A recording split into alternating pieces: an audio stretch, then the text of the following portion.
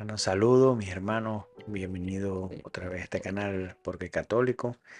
Después de esta pequeña ausencia que tuve que tomarme prácticamente obligada porque me cambió mucho la dinámica de trabajo y tengo en verdad cada vez menos tiempo para hacer esto, pero bueno, hoy quise sacar un poquito de tiempo motivado primeramente porque he visto, yo suelo ver debate en YouTube y veo que atacan mucho a esto que vamos a hablar hoy, que es la primacía de San Pedro y la autoridad que tiene como papa, ¿no? Y la sucesión de los papas. Y vamos a tratar de hacer una defensa bíblica y de la tradición de esto que la Iglesia Católica afirma, ¿no? Pedro como papa y la autoridad que tiene el papa. Y vamos a empezar con la Biblia. La defensa bíblica para el papado católico tiene más fundamentos que solamente en el Evangelio de Mateo, que es el que más se usa, que es Mateo 16, del 13 al 19. Hay otros pasajes y el contexto del Evangelio que lo refuerzan. En lugar de debilitarlo, refuerzan la defensa de Pedro, el puesto de Pedro, que es una versión primitiva de lo que es el Papa. Y además una línea interrumpida de sucesores de este Papa, que nosotros llamamos sucesión apostólica. Pero antes de ir al Evangelio y explorar más los puntos que son complejos del papado, de la infabilidad papal, o infalibilidad papal y la sucesión apostólica, yo creo que primero es importante examinar cómo el Nuevo Testamento nos presenta a San Pedro el apóstol. Y es que el Nuevo Testamento nos presenta que Pedro es especial. A menudo, muchas veces, Pedro aparece como líder y es el portavoz, el vocero de los apóstoles, incluso antes de la resurrección. Esto lo podemos ver en Mateo 10 del 14 al 17 y también en Mateo 10 versículo 19. También lo podemos ver en Marcos 3 versículo 8, en Lucas 6 del 8 al 9 y Lucas 6 versículo 12. También lo podemos ver en Juan 6 del 68 al 71. También podemos ver que Pedro es el líder de los apóstoles después de la resurrección.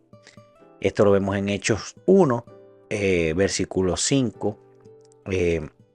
También lo vemos en Hechos 1 del 8 al 12. Hechos 15 también lo vemos. También lo podemos encontrar en Gálatas 1, versículo 18, en Gálatas 2, versículos del 11 al 14. Si nosotros juzgamos la relación de Pedro con los otros apóstoles con mucha frecuencia, la Biblia se refiere a Pedro y a los apóstoles, o Pedro y los discípulos, cuando estos aparecen juntos. Pedro pareciera que posee una autoridad particular. No es pasarnos de la raya o extralimitarnos, si notamos que, dado que Jesucristo lo eligió, Jesús se sienta en el barco de Pedro. Eso lo podemos ver en Lucas 5. También podemos encontrar que Pedro es único y que es preeminente, que resalta entre los apóstoles, porque Jesús mismo específicamente prepara a Pedro en varias ocasiones. Jesús le manda que les dé de comer a sus ovejas. Esto lo encontramos en Juan 21 del 15 al 17. Jesús le dice a Pedro que anime a los hermanos mientras Jesús reza por su fe. Esto lo encontramos en Lucas 22 del 31 al 32. Además de eso, Pedro se destaca que es el primer apóstol que confiesa la fe, el primero que recibe a los conversos y el primero que obra un milagro después del Pentecostés. Pedro aparece solo y se destaca durante momentos cruciales del ministerio y de la pasión de Jesús. Él camina por encima del agua, aunque por un poco tiempo, presencia la transfiguración y la agonía en el huerto de Getsemaní. Niega a Cristo 3 veces como el Señor mismo lo había profetizado y es el primer apóstol a quien aparece el Señor resucitado. Santiago y Juan comparten algunas de estas experiencias con Pedro, pero el que es común, el que está presente en todas es Pedro. Los apóstoles reciben de Jesús el poder de atar y de desatar. Esto lo encontramos en Mateo 18 del 17 al 18. Pero Pedro recibe esta autoridad por nombre, no solamente como uno de los miembros del grupo. Y esto lo encontramos también en Mateo 16, versículo 19. Al menos con Pablo y hasta cierto punto con Santiago y Juan, Pedro se destaca de todos los apóstoles y es claramente el líder de los 12 apóstoles iniciales. También podemos ver en el Evangelio, encontramos que Pedro es la piedra y que posee las llaves del reino. En estos puntos, pensando en ello, podemos mirar el capítulo 16 de Mateo y su referencia conceptual que encontramos en Isaías 22. Eso se llama una prefigura. En Isaías 22, del 22 al 23, leemos lo siguiente. Pondré sobre sus hombros la llave de la casa de David. Lo que él abra, nadie lo cerrará. Lo que él cierre, nadie lo abrirá. Lo clavaré como una estaca en un sitio firme y será un trono de gloria para la casa de su padre. Muchos teólogos, incluso eruditos protestantes, creen que Jesús está pensando en este pasaje de Isaías cuando le dice a Pedro en Mateo 16 del 18 al 19, y yo te digo, tú eres Pedro, y sobre esta piedra edificaré mi iglesia, y el poder de la muerte no prevalecerá contra ella. Yo te daré las llaves del reino de los cielos. Todo lo que ates en la tierra quedará atado en el cielo, y todo lo que desates en la tierra quedará desatado en el cielo. Justamente como la piedra angular, Pedro es la piedra. Justo como el sirviente del rey David tiene las llaves para abrir y cerrar, este sirviente del rey de reyes también tiene las llaves para abrir y cerrar, para atar y desatar. ¿Cómo sabemos que esto no se aplica a todos los apóstoles? Después de todo, bueno, podemos encontrar en Mateo 18, 18 que todos los apóstoles reciben la autoridad de atar y desatar. Podemos distinguirlo es que solo Pedro en cualquier momento recibe estas llaves extraordinarias. A nadie más Jesús le da estas llaves en el Nuevo Testamento. Y signifique lo que signifique, porque hay muchas interpretaciones para tratar de salir de este como aprieto que le pone la Biblia a los que no creen en la primacía de Pedro.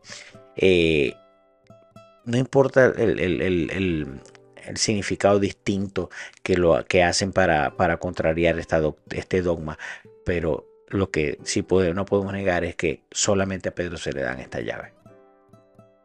Y estas llaves podemos verlas como Pedro la ejerce, la autoridad que estas llaves significan, que es una autoridad papal, y lo podemos encontrar en el Concilio de Jerusalén. En el primer concilio de la historia de la iglesia que encontramos en Hechos 15, que Lucas nos narra, hay mucho debate, hay una pelea de hecho.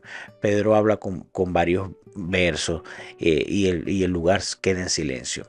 Pablo y Bernabé relatan el testimonio no documentado. Santiago, que es el obispo de Jerusalén, refiriéndose a Simón, llamándolo con el nombre original de Pedro, cita un salmo, presenta la última formulación de la enseñanza de Pedro y finalmente escribe una carta oficial. Este decreto es mandado a todas las iglesias cercanas. Pablo lo reparte específicamente y lo encontramos narrado en Hechos 16:4. Y su contenido es enseñado y de manera obligatoria para todos los cristianos, o sea, vinculante.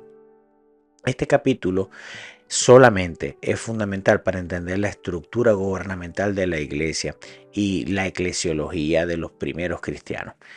La eclesiología es el estudio de la iglesia. Porque aún en esta etapa primitiva, la autoridad papal ya está presente y reconocida por una asamblea de apóstoles y presbíteros. Es cierto, para ser honesto, que esta descripción no incluye una descripción detallada de cómo funciona la autoridad de Pedro, ni una formulación específica de la doctrina de la infalibilidad papal, pero sí una formulación específica que es la norma requerida. Muchos protestantes, como por ejemplo los calvinistas y los luteranos, que discuten de algunos puntos, eh, se ven atacadas o se ven destruidas por esta autoridad que representa a Pedro o con la que es representada Pedro en Hechos de los Apóstoles y en los Evangelios. El otro punto que encontramos en el Nuevo Testamento es que a Pedro se le llama Cefas o Kefas, que significa piedra. Pablo mismo lo llama Cefa, que es un nombre que viene en el arameo, Kefa, que significa piedra o roca. Esto lo encontramos en Gálatas 2, 9, en 1 Corintios 1:12, 1 Corintios 3:22, 1 Corintios 9:5 y 1 Corintios 15:5. Es muy importante entender que, distinto de otros cambios de nombre en el Nuevo Testamento, el cambio de nombre en el caso de Pedro es un paralelismo o sea, que no se puede discutir de los cambios de nombre que se dan en el Antiguo Testamento. Por ejemplo, Abraham y Jacob a Israel. Es una declaración dramática cuando en Mateo 16, del 18 al 19, nos muestra que Jesucristo le cambia el nombre. Y este nombre se usa a partir de ahí en algunas excepciones no se usa. Sí, a veces se usa Simón Pedro. A través del Nuevo Testamento por lo general se le llama Pedro o Cefa. Incluso en los capítulos del Evangelio, según San Mateo, que están antes o preceden la descripción del momento en que Jesús le da su nombre nuevo. O sea, por ejemplo, en Mateo 4:18, Mateo 8:14, Mateo 10:2, en Mateo 14:28 al 29, Mateo 15:15 y en Mateo 16:16. Todo esto encaja muy bien con la enseñanza que tenemos nosotros en la Iglesia Católica, que está resumida en el Catecismo de la Iglesia Católica, los numerales 936, 937 y 938. Los invito a que los busquen para que vean cómo el Catecismo, haciendo referencia a estas citas del Evangelio, lo describe. Ahora, por último, voy a hablar un poquito de la infalibilidad del Papa. La infalibilidad del Papa no es inspiración, como a veces se cree erróneamente. Las Sagradas Escrituras son las únicas que son inspiradas, literalmente exhaladas por Dios, o sea, theonustos.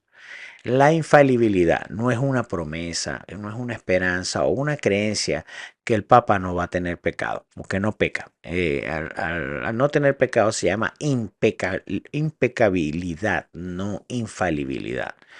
Ni siquiera es garantía de que todo lo que enseña el Papa sea verdad. Solamente se aplica la infalibilidad a papal en circunstancias que están cuidadosamente definidas. Para resumirlo aquí, cuando el Papa habla ex cátedra. Si quieren profundizar sobre lo que enseña la Iglesia sobre este punto, pueden ir al Catecismo de la Iglesia Católica en los numerales 891, 892. Pueden ver todo como se describe aquí. Eh, Hay muchas objeciones que se pueden dar. Por ejemplo, lo que narra Gálatas 2, del 11 al 14, que narra que Pablo reprende a Pedro. Sí, bueno, reprende porque se equivoca, más nos vale. De hecho, Jesús enseña que cuando un hermano se equivoca, nosotros lo corrijamos y eso es lo que hace Pedro. Si uno está cerca del Papa, tiene la oportunidad de ver al Papa que está haciendo, actuando de manera errónea, no solamente tenemos derecho, es un deber hacerlo. Pero esto no quiere decir que porque Pablo reprendió a Pedro, entonces Pedro estaba enseñando herejías, porque la infalibilidad se refiere a doctrina, dogma y a moral. Y tiene que hacerlo es cátedra. No son las opiniones del Papa las que son infalibles. Es lo que él expresa es cátedra. La otra cosa que dicen a veces es que Pedro no estuvo en Roma. Y bueno, eso no es así. En la primera carta de Pedro, de capítulo 5 versículo 13, Pedro, el primer papa, menciona Babilonia, que era ampliamente creído ser una palabra clave que significaba Roma. Y esto es consistente con todos los informes sobre Pedro y cómo sus restos se encontraron en Roma. Ningún historiador serio va a negar que Pedro murió en Roma. De hecho, la iglesia de Roma tiene la importancia que tiene la primacía dentro de la iglesia y la tuvo desde sus inicios porque tanto Pedro como Pablo fueron martirizados allí. También dicen que la sucesión papal no existe o la sucesión apostólica, pero lo vemos en la Biblia, en Hechos 1, del 15 al 26, vemos como el mismo Pedro, ¿verdad? Busca y toma la iniciativa para reemplazar a Judas, porque necesita que haya sucesión para que se cumpla la promesa de nuestro Señor Jesucristo de que la muerte no va a acabar con la iglesia. Es ilógico que Jesucristo funde una iglesia para que dure hasta que Él vuelva y que solamente esa gente que Él pone ahí, a lo que se mueran se va a acabar esa iglesia que Él fundó. No, se necesita la sucesión para que prevalezca eso. Es lógica, sentido común y además está revelado. para que se pueda llevar a cabo la gran comisión que Jesucristo le deja a los discípulos, a la iglesia primitiva, a sus apóstoles, es necesario que haya sucesión. No podemos negar la sucesión. Estas son algunas objeciones, hay muchas más, pero ya yo hablé en otro video de la infalibilidad papal y que creo que por ahora es bastante información. Por estas cosas es que yo soy católico, porque nos dan la seguridad de que estamos en la iglesia correcta, en la iglesia que fundó Cristo. Y por eso tenemos que darle gracias a Dios, porque es una gracia. Espero que esto les haya gustado, que les sirva. Si quieren profundizar más, háganlo, háganlo, para que cada día se encuentren con esa certeza de pertenecer a la iglesia católica, que es la iglesia de Cristo. Dios los bendiga y hasta luego.